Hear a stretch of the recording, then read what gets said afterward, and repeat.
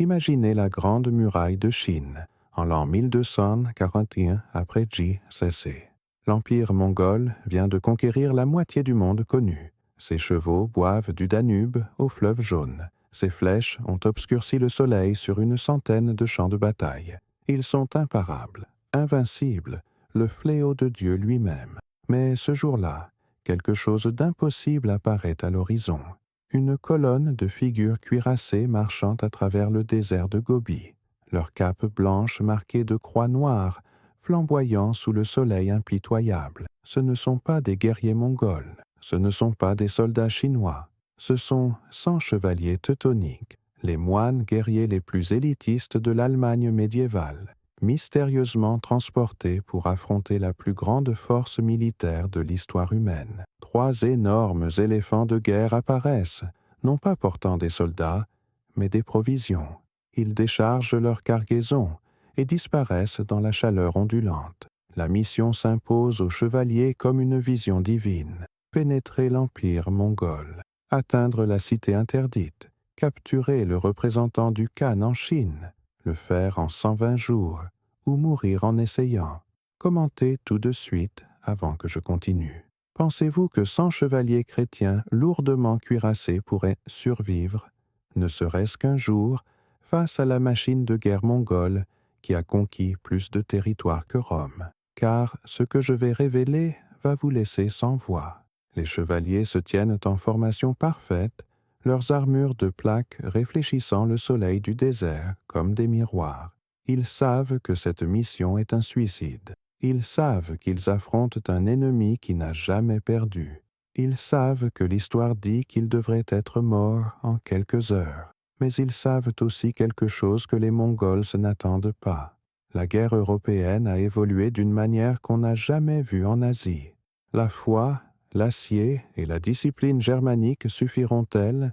Ou la horde mongole effacera-t-elle ces chevaliers de l'histoire comme elle en a effacé une centaine d'autres armées? Continuez à regarder, car la réponse va vous choquer. L'arsenal des guerriers de Dieu. Laissez-moi vous montrer exactement ce que ces 100 chevaliers teutoniques apportent à cette bataille impossible. Ce ne sont pas des soldats ordinaires, ce sont des moines guerriers qui ont fait vœu de pauvreté, de chasteté et de guerre sans fin contre les non-chrétiens. Chacun a été entraîné depuis l'enfance pour un seul but, être l'arme de Dieu sous forme humaine. Leurs armures sont révolutionnaires, armures de plaques complètes, quelque chose que les Mongols n'ont jamais rencontré. Des plaques d'acier couvrant chaque centimètre de leur corps, articulées aux jointures pour la mobilité. Une flèche mongole qui transperce les armures laminées chinoises rebondit sur cet acier comme la pluie sur la pierre. Poids total, 60 livres de protection, qui rend chaque chevalier presque invulnérable aux armes conventionnelles. Arme principale, l'épée longue, 4 pieds d'acier cruciforme capables de trancher les armures de cuir mongol comme du papier. Mais voici l'arme secrète, l'arbalète. 20 chevaliers portent de lourdes arbalètes avec des arcs en acier qui percent les armures à 300 yards. Ces armes sont interdites en Europe pour être trop mortelles contre les chrétiens. Contre les Mongols, tout est permis. Les lances, lances de 12 pieds à pointe d'acier, conçues pour les charges montées. Quand un cheval de guerre de 1000 livres se déplaçant à 30 miles par heure enfonce une de ses lances dans un ennemi, l'impact est comme être percuté par une voiture. Les Mongols ont vu des charges de cavalerie, mais jamais la puissance dévastatrice de la cavalerie lourde européenne. Les chevaux de guerre, pas les petits poneys des steppes mongoles, mais des destriers massifs élevés pour la guerre. Chacun pèse plus de 1500 livres, entraînés à ruer, mordre et écraser les ennemis. Cuirassés de bardes d'acier, ces chevaux sont des tanks vivants capables de briser les formations. Mais ils ont aussi quelque chose d'inattendu. 50 livres de poudre à canon acquises auprès de marchands chinois, des canons à main primitifs capables de tirer des boulets de métal à travers les murs, du feu grégeois volé à des marchands byzantins, du poison obtenu d'assassins persans, et le plus terrifiant, les tactiques et la rage des croisades, 150 ans de guerre religieuse qui ont appris aux Européens à combattre en infériorité numérique et à gagner. Dites-moi dans les commentaires, cet arsenal semble-t-il suffisant? Car l'ennemi qu'ils affrontent fait passer tous les autres armées pour des enfants jouant à la guerre. La machine mongole, la mort rendue systématique. L'Empire mongol en 1141 n'est pas seulement une armée, c'est la machine militaire la plus sophistiquée jamais créée. Ils ont conquis 12 millions de milles carrés. Ils ont détruit des royaumes qui ont duré 1000 ans. Ils ont tué environ 40 millions de personnes. C'est un humain sur 10 en vie.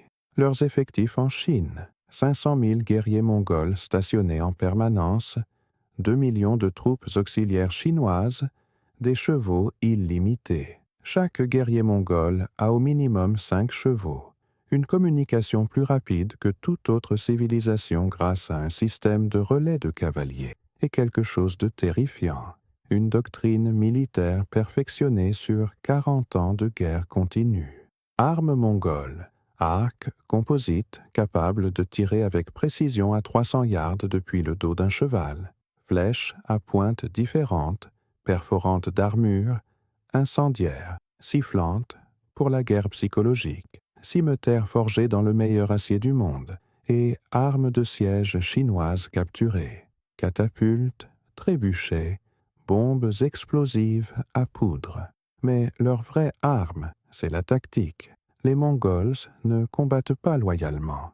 Ils feignent des retraites pour attirer les ennemis dans des embuscades. Ils utilisent des éclaireurs pour traquer les ennemis à 50 miles. Ils encerclent les armées avec une mobilité supérieure et les abattent à distance. Ils n'attaquent jamais directement les positions fortifiées. Ils les affament ou les contournent complètement.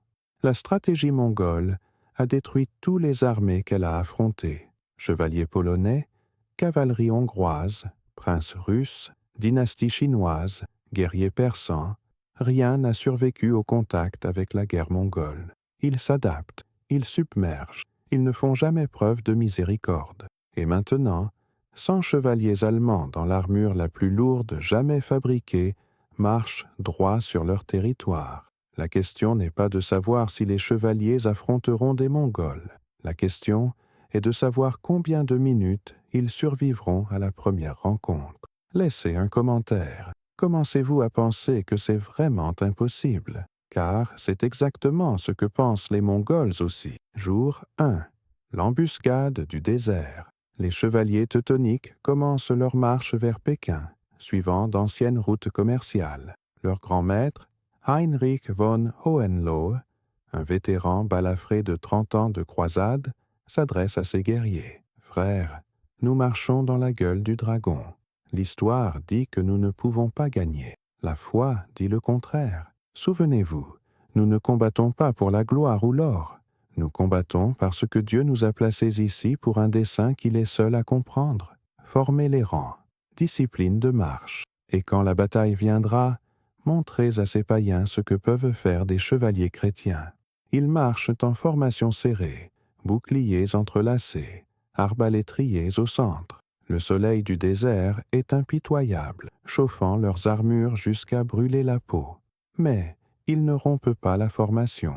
Discipline avant confort. Toujours. 6 heures après le départ, une patrouille mongole les repère. 50 cavaliers à l'horizon, observant ces étranges figures cuirassées.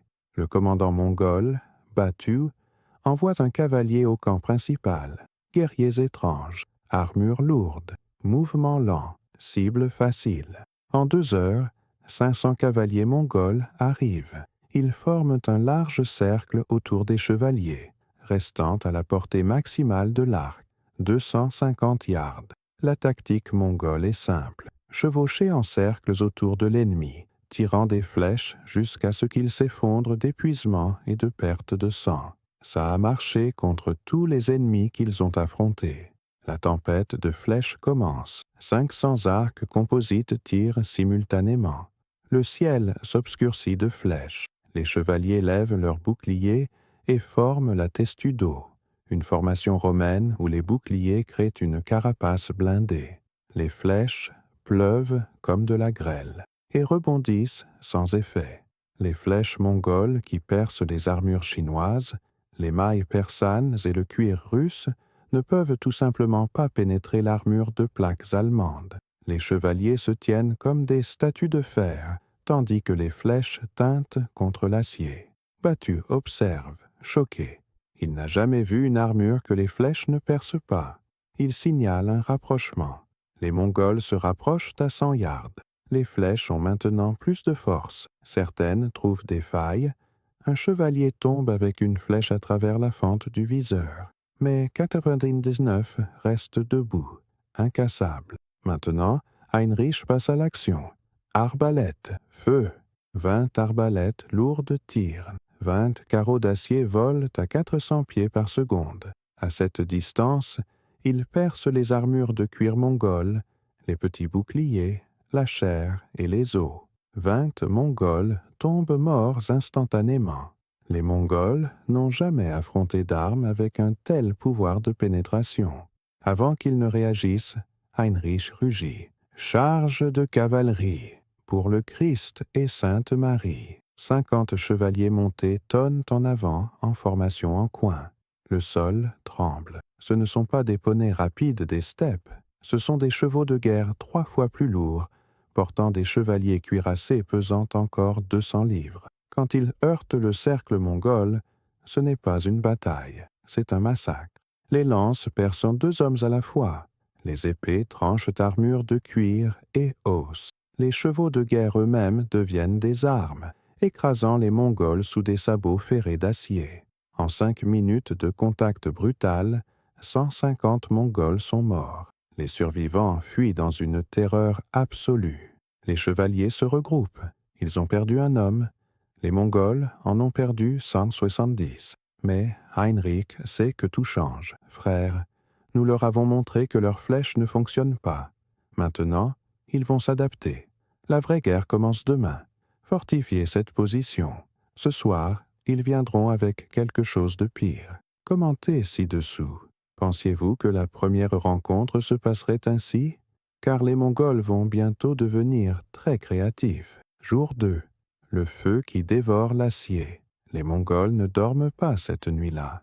Batu envoie des cavaliers dans toutes les directions, recueillant des renseignements, demandant des armes spécialisées. À l'aube, il a 2000 guerriers rassemblés, y compris des spécialistes que les chevaliers n'ont jamais imaginés. Les ingénieurs de siège arrivent avec des catapultes. Les troupes de feu portent des pots en céramique remplis de naphte et de soufre, napalm médiéval. La cavalerie lourde apporte des bombes chinoises capturées, tonnerres, explosifs primitifs qui projettent des éclats. Ce n'est plus une patrouille, c'est une force de siège conçue pour briser les fortifications. Et les chevaliers sont en plein désert. Heinrich voit l'armée se rassembler à l'aube. Il sait qu'ils ne peuvent pas survivre à un siège prolongé en terrain ouvert. Nous ne pouvons pas défendre. Nous attaquons. Montez. Nous brisons leur centre et nous fuyons. La vitesse est notre seule chance maintenant. Mais les Mongols sont prêts. Tandis que les chevaliers forment leur charge de cavalerie, les catapultes tirent. Pas des pierres, des pots de naphte enflammés. Les pots se brisent devant les chevaliers, créant des murs de flammes. Les chevaux de guerre paniquent. Plusieurs chevaliers sont désarçonnés. Le feu colle à l'armure, brûlant les hommes à l'intérieur comme des homards dans leurs coquilles. Puis, les bombes tonnerrent, explosent. Des explosions secouent le désert. Des éclats coupent les zones exposées. 3 chevaliers de plus tombent. La charge se désintègre dans le chaos. Les Mongols attaquent en masse. 2000 cavaliers attaquent de toutes les directions simultanément. Cette fois, ils ne tirent pas de loin. Ils chargent avec des cimeterres, visant les failles dans l'armure, les jointures, les viseurs. 5 Mongols attaquent chaque chevalier en même temps. C'est là que l'entraînement teutonique montre sa valeur. Chaque chevalier est un maître épéiste, entraîné à combattre en infériorité. Leurs épées longues ont un avantage de portée sur les cimeterres. Chaque coup abat un Mongol. Mais pour chaque qu'il tue, 2 autres apparaissent. Heinrich combat comme un démon possédé. Son épée est rouge jusqu'à la garde. 30 Mongols gisent morts autour de lui. Mais son cheval est tué. Il combat à pied, dos à dos, avec 10 autres chevaliers démontés. Ils forment un cercle d'acier, taillant dans les vagues d'ennemis. Puis Heinrich voit leur seule chance. Poudre, allumer tout. Les chevaliers portant les barils de poudre les ouvrent et jettent des torches allumées. L'explosion est cataclysmique. Une boule de feu de 50 pieds jaillit, incinérant 200 Mongols instantanément. L'onde de choc abat des centaines d'autres. Dans le chaos et la fumée, les chevaliers survivants fuient. À la tombée de la nuit, ils ont échappé. Mais le coup est dévastateur. 23 chevaliers morts, 15 blessés, la plupart des chevaux morts, la moitié des provisions détruites. Ils sont 77 guerriers, la plupart à pied, à 800 000 en territoire ennemi, face à un empire qui sait maintenant qu'ils arrivent. Heinrich s'adresse aux survivants. « Frères, aujourd'hui nous avons appris que le courage seul ne suffit pas. Les Mongols sont tout ce qu'on dit, mais nous sommes encore vivants. Cela signifie que Dieu n'a pas fini avec nous. Nous continuons. Dites-moi dans les commentaires, continueriez-vous cette mission ou essaieriez-vous de fuir? Car ce qui suit les mettra à l'épreuve au-delà de tout ce que vous pouvez imaginer. Jour 7.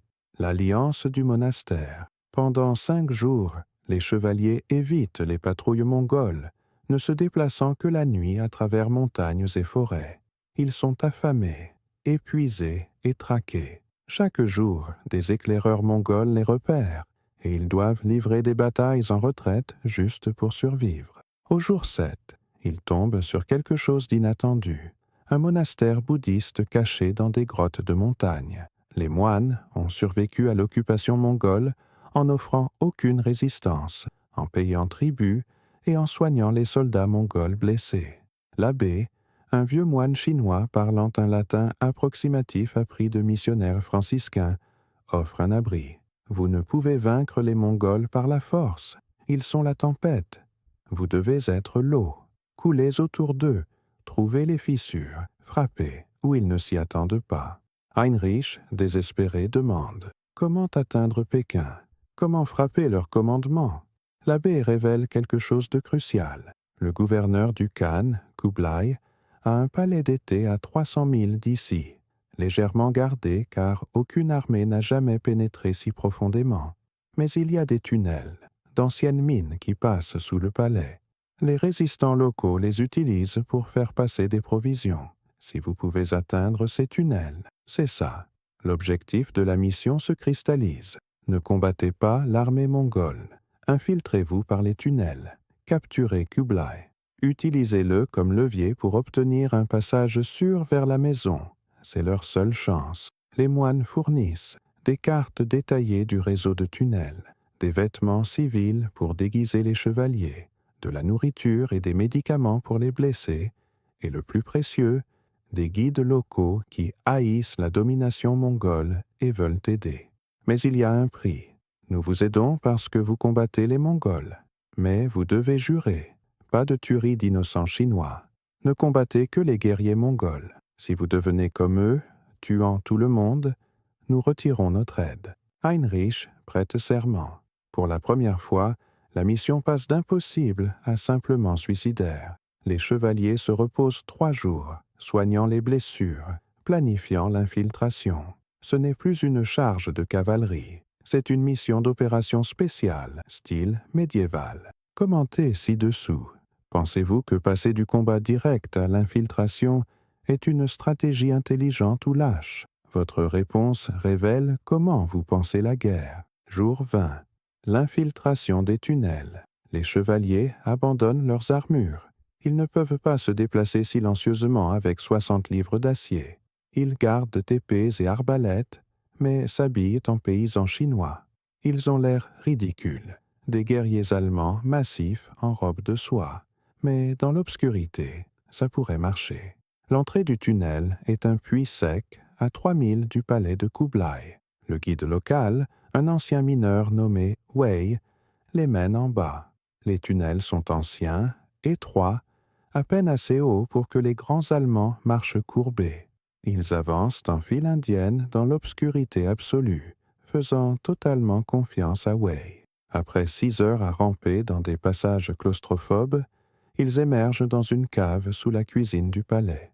Au-dessus d'eux, ils entendent des gardes mongols marcher, parler, rire. Ils sont à l'intérieur. Le plan d'Heinrich est chirurgical. Nous nous divisons en 3 équipes.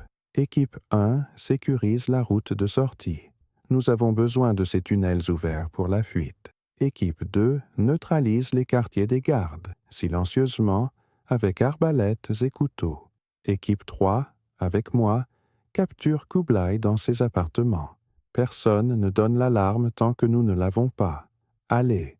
L'équipe 2 bouge la première. Ils émergent de la cave dans les quartiers des gardes à 2 heures du matin. Les gardes mongols dorment. 20 arbalètes tirent simultanément. 20 gardes meurent sans un bruit. Les gardes restants se réveillent pour trouver des chevaliers allemands avec des épées déjà parmi eux. Le carnage est rapide et brutal. 40 gardes morts en moins d'1 minute. L'équipe 1 sécurise la sortie du tunnel, tuant les 6 gardes postés là. Ils empilent des meubles pour créer une position défensive. Quand l'alarme sonnera, c'est ici qu'ils tiendront. L'équipe 3 atteint les appartements de Kublai. Le gouverneur du Khan est réveillé, examinant des cartes à la lumière d'une bougie. Il lève les yeux et voit un géant allemand balafré avec une épée pointée sur sa gorge. « Bouge et tu meurs », dit Heinrich en mongol approximatif appris de prisonniers capturés. « Coopère et tu vis. Tu viens avec nous. » Kublai n'est pas fou. Il a été guerrier plus longtemps qu'Heinrich n'a vécu. Il sait quand la résistance est suicide. Vous n'échapperez pas à ce palais. J'ai 500 gardes. Tu avais 500 gardes, répond Heinrich. Maintenant, tu en as environ 430, et ils vont passer une très mauvaise nuit. Ils traînent Kublai vers les tunnels. Mais des serviteurs du palais les voient. Les cloches d'alarme commencent à sonner. Tout le palais explose comme un nid de frelons qu'on a frappé. Les chevaliers courent vers l'entrée du tunnel avec Kublai comme bouclier humain. Des flèches mongoles volent, mais ils ne peuvent pas risquer de toucher leur gouverneur. Les chevaliers livrent une bataille en retraite à travers les couloirs du palais, leurs épées taillant les gardes, leurs arbalètes abattant les poursuivants. Ils atteignent l'entrée du tunnel où l'équipe 1 a créé une position défensive. 30 chevaliers tiennent la bouche du tunnel tandis que le reste fuit avec Kublai. Les Mongols se massent pour un assaut, mais le tunnel est étroit. Seulement 3 hommes peuvent attaquer à la fois. C'est comme les Thermopyles en miniature. Pendant 2 heures, ces 30 chevaliers tiennent contre des vagues de Mongols. Chaque attaque est repoussée. Des corps s'empilent à l'entrée du tunnel. Mais les chevaliers subissent des pertes. Des flèches trouvent des failles. Des lances mongoles percent la ligne défensive. Un par un, les défenseurs tombent. Enfin, Heinrich envoie un message depuis les profondeurs des tunnels. « Nous sommes libres. Repliez-vous. » Les défenseurs survivants courent dans le tunnel, effondrant des sections derrière eux avec des explosifs. Ils émergent du puits à 3000 de distance au lever du jour. Le coup. 15 chevaliers morts dans le palais, 10 de plus morts dans la défense du tunnel. Ils sont réduits à 52 guerriers, mais ils ont le gouverneur de Kublai Khan ligoté et bâillonné, le prisonnier de plus grande valeur imaginable. Dites-moi dans les commentaires, était-ce une victoire ou juste la survie? Car les 80 prochains jours détermineront si cette mission devient légende ou tragédie. Jour 40. La négociation de l'otage. Les chevaliers se cachent dans les montagnes avec leurs prisonniers. Des détachements de recherche mongols fouillent la campagne, mais les moines bouddhistes fournissent des renseignements sur les itinéraires de patrouille, permettant aux chevaliers de rester un pas devant. Heinrich interroge Kublai par la traduction de Wei. « Voici ta situation. Nous t'avons. L'Empire mongol ne négocie pas avec les preneurs d'otages, ce qui signifie qu'ils nous traqueront pour toujours, à moins que tu nous donnes ce dont nous avons besoin. » Kublai, malgré être prisonnier, garde sa dignité. Que voulez-vous? Vous ne pouvez pas me retenir éternellement. Vous ne pouvez pas atteindre votre patrie. Même si vous me tuez, 10 000 Mongols vous traqueront jusqu'aux confins de la terre. Nous voulons un passage sûr jusqu'à la côte, des navires pour nous ramener chez nous, et des provisions pour le voyage. En échange, nous te rendons indemne. Kublai rit. L'Empire mongol ne conclut pas d'accord avec les ravisseurs. Je suis un gouverneur. Ma vie vaut moins que l'honneur mongol. Ils me sacrifieront pour vous tuer. Heinrich réalise que Kublai a raison. Ils ont besoin d'un autre levier. Alors, aide-nous pour tes propres raisons. Tu es un gouverneur qui a échoué à se protéger. C'est honteux dans la culture mongole. Tu seras remplacé, peut-être exécuté pour incompétence, à moins que tu transformes cela en victoire d'une manière ou d'une autre. Que suggères-tu? Nous nous évadons ensemble. Tu prétends être infiltré dans notre groupe, avoir appris nos secrets, et maintenant tu mènes des forces mongoles pour nous détruire. Tu transformes ta capture en opération de contre-espionnage. Tu ressors en héros au lieu de victime. Aide-nous à nous évader, et nous te donnons l'histoire dont tu as besoin pour garder ton pouvoir. Kublai réfléchit. C'est astucieux. Ça pourrait marcher. Et si je refuse? Alors nous te tuons, et nous nous battons pour sortir quand même. Ta mort ne nous sert à rien, mais nous le ferons plutôt que de nous rendre. Pendant 3 jours, Kublai pèse ses options. Pendant ce temps, le filet mongol se resserre. Chaque jour, les patrouilles se rapprochent. Les chevaliers livrent 3 escarmouches, perdant 2 hommes de plus. Ils sont réduits à 50 guerriers, à court de provisions, épuisés. Enfin, Kublai accepte. J'organiserai votre évasion. Mais cela doit ressembler à ce que vous ayez vaincu des forces mongoles pour que mon histoire d'infiltration de votre groupe soit crédible. Nous mettons en scène une bataille où vous submergez mon groupe de sauvetage. Quelques-uns de mes hommes meurent pour la rendre réaliste. Puis, je vous guide jusqu'à la côte par des routes que mes forces, accidentellement, laisseront non gardées. C'est un pacte avec le diable, mais c'est leur seule chance. Commentez ci-dessous.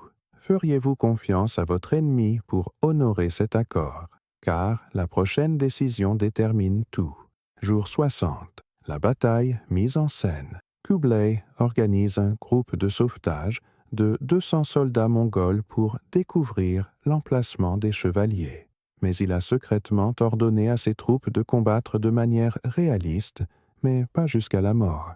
Ils se replieront après des pertes acceptables. La bataille se déroule dans un col de montagne. La force mongole attaque. Les chevaliers contre-attaquent avec une fureur désespérée. Les deux côtés jouent à la comédie, mais la violence est réelle. Certains Mongols meurent vraiment avant que leurs camarades ne se replient vaincus. Kublai s'échappe dans le chaos, retournant à ses forces avec des récits d'infiltration des chevaliers chrétiens, d'apprentissage de leurs plans et d'orchestration de leur destruction. Il ordonne à des patrouilles mongoles sélectionnées d'éviter certaines routes, les routes exactes qu'il a indiquées aux chevaliers. Pendant 30 jours, les chevaliers marchent vers la côte, livrant des escarmouches occasionnelles contre des patrouilles mongoles qui n'ont pas les ordres secrets de Kublai. Ils perdent 6 hommes de plus. Ils sont réduits à 44 guerriers, à moitié affamés, blessés, à peine fonctionnels comme force de combat. Mais le plan fonctionne. Ils se rapprochent de la côte. La désorientation de Kublai maintient l'armée mongole principale à chasser des fantômes dans les mauvaises provinces. Jour 90. Ils atteignent la ville portuaire de Quanzhou.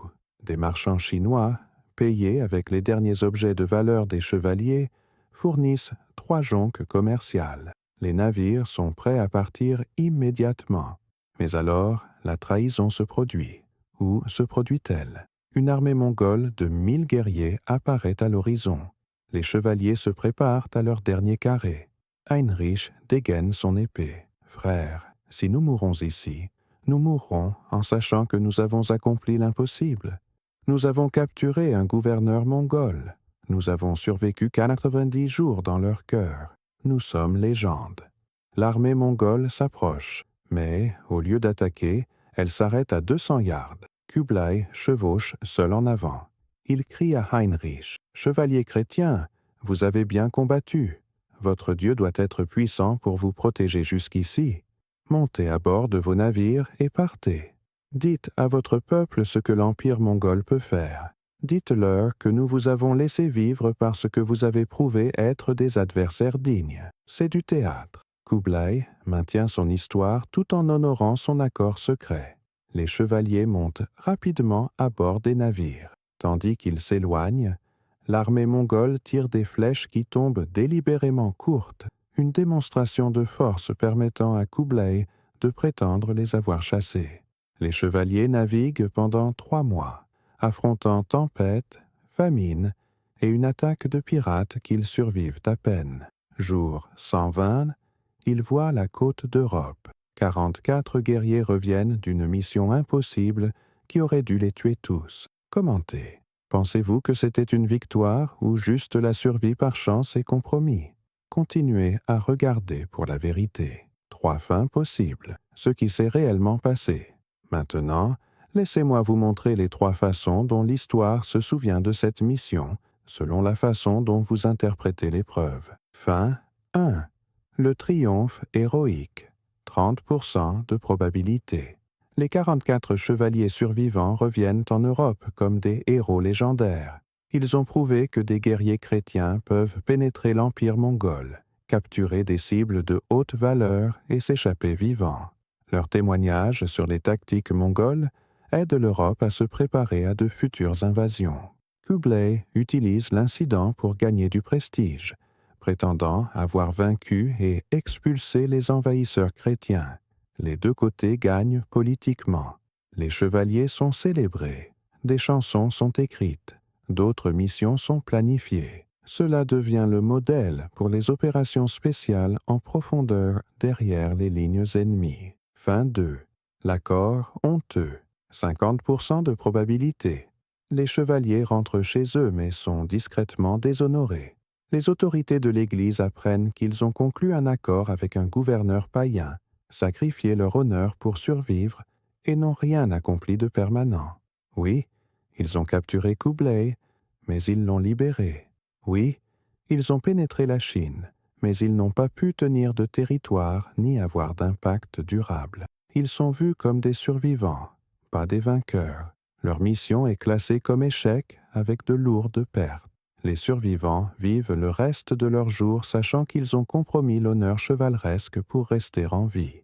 Kublai continue de gouverner, et l'Empire mongol reste invincible. Fin 3. La mission perdue. 20 pour 1 de probabilité. Les chevaliers ne rentrent jamais chez eux. Leur navire coule dans une tempête, ou des pirates chinois les tuent, ou ils meurent de maladie pendant le voyage. Personne n'apprend jamais ce qu'ils ont accompli. Kublai enterre l'incident pour éviter l'embarras. L'Europe ne sait jamais que 100 chevaliers ont pénétré la Chine. La mission devient un mystère. Des historiens des siècles plus tard trouvent des fragments de documents mentionnant des chevaliers allemands disparaissant en Asie, mais aucun détail ne survit.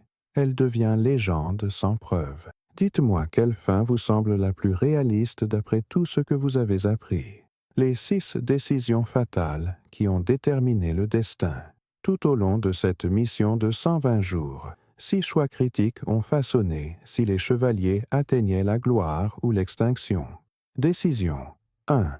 Combat direct versus infiltration. Initialement, les chevaliers misaient sur des charges cuirassées et le combat direct. Ils ont gagné la première bataille, mais subi des pertes insoutenables. Passer à des tactiques d'infiltration les a sauvés.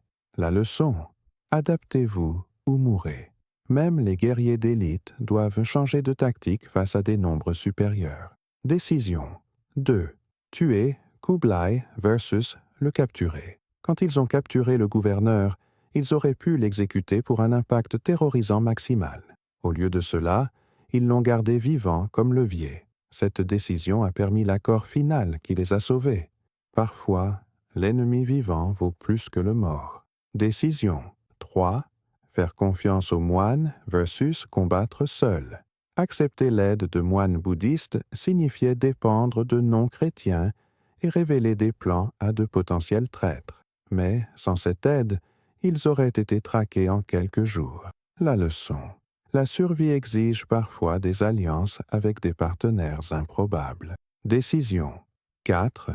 Honorer le serment versus tuer des civils. Quand les moines ont exigé d'éviter les victimes civiles, les chevaliers auraient pu refuser et continuer la guerre totale. Honorer le serment a maintenu leur ligne de ravitaillement ouverte et le flux de renseignements. La retenue s'est avérée stratégiquement précieuse, pas seulement moralement juste. Décision. 5. Faire confiance à l'accord de Kublai versus combattre jusqu'à la mort. Le pacte du diable avec Kublai a offensé l'honneur chevaleresque. Ils étaient des moines guerriers qui avaient juré de ne jamais compromettre avec des païens. Mais le pragmatisme a sauvé 44 vies. La question demeure. La survie par compromis vaut-elle plus que la mort avec un honneur pur? Décision. 6. Revendiquer la victoire versus admettre le compromis. En rentrant en Europe, les chevaliers devaient choisir, dire la vérité sur leur accord avec Kublai ou prétendre s'être échappés par pure prouesse martiale. La vérité pourrait les déshonorer. Le mensonge pourrait inspirer une fausse confiance pour de futures missions. Que choisiriez-vous? Commentez quelle décision vous semble la plus critique pour leur survie. La vraie leçon. Quand les dieux de la guerre se rencontrent, cette bataille hypothétique révèle quelque chose de profond sur l'histoire militaire. Les Mongols ont conquis par la mobilité, l'adaptabilité et des nombres écrasants. Les chevaliers teutoniques incarnaient l'armure lourde, la formation disciplinée et le fanatisme religieux. Aucun système ne pouvait complètement vaincre l'autre. Les Mongols ne pouvaient pas briser l'armure. Les chevaliers ne pouvaient pas égaler la mobilité. Le conflit est donc devenu une question d'adaptation, qui apprenait de l'ennemi le plus vite et mettait en œuvre des tactiques hybrides. Les chevaliers ont survécu en abandonnant la guerre chevaleresque pure et en adoptant l'infiltration, les réseaux de renseignement et la manipulation politique. Ils sont devenus plus comme des pillards mongols et moins comme de la cavalerie européenne. Cette adaptation les a sauvés, mais les a aussi fondamentalement changés. Les Mongols, si cela s'était vraiment produit, auraient appris que l'armure européenne rendait leur arme principale, l'arc composite, inefficace à distance. Ils auraient développé de nouvelles tactiques, plus d'armes à feu, plus d'explosifs, plus de combats au corps à corps. La rencontre aurait changé la guerre mongole. Toute mission impossible exige une adaptation impossible. La question est, vous adapterez-vous assez vite ou mourrez-vous en défendant des méthodes obsolètes? La vérité finale, ce que cette mission prouve vraiment. Alors, 100 chevaliers teutoniques pourraient-ils vraiment pénétrer l'empire mongol, capturer un gouverneur et s'échapper vivant? Militairement, les calculs disent non. 100 contre 500 000, c'est l'extinction, pas la guerre. Mais historiquement, de petites forces d'élite ont accompli des missions impossibles tout au long de l'histoire en faisant exactement ce que ces chevaliers ont fait. Éviter la confrontation directe avec la force principale ennemie, utiliser les avantages technologiques et d'entraînement dans de petits engagements, former des alliances avec les populations locales qui haïssent les occupants, adapter continuellement les tactiques en fonction de la réponse ennemie, et savoir quand combattre et quand fuir. Les Mongols étaient imbattables en guerre ouverte, mais ils n'étaient pas omniscients. Ils ne pouvaient pas garder chaque tunnel, patrouiller chaque montagne, prédire chaque tactique non conventionnelle. Leur taille est devenue une faiblesse, trop de territoire à défendre parfaitement.